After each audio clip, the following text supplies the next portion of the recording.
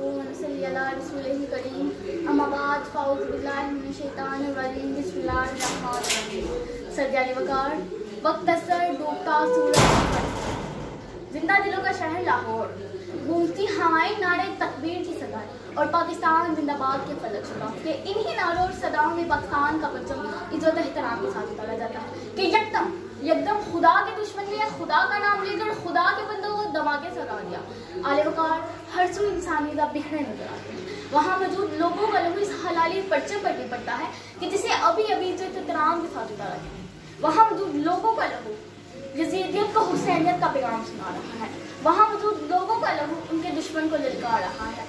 आलेकार 2 नवंबर का सूरज दुनिया को शोरगुल बनाए डूब चला, लेकिन जनाबे वाला अगले ठीक 24 घंटे के बाद दुनिया ये मंजर भी देखती है कि जिस जगह की वो खून से रची बसी वही शहरी पाकिस्तान जिंदाबाद और जीवे जीवे पाकिस्तान के नारे लगाते ये नवीद देते दिखाई देते हैं।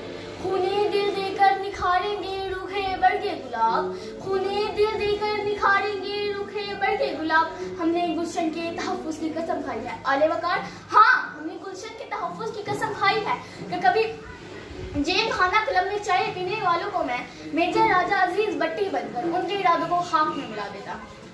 हाँ, हमने गुलशन के तहफ़्फ़ुज़ की कसम खाई है कि कभी राशिद मिन्हास बनकर दुश्मन के त्यारे का रुख मोड़ देता हूँ और उनके इरादों को ज़मीन करता हूँ।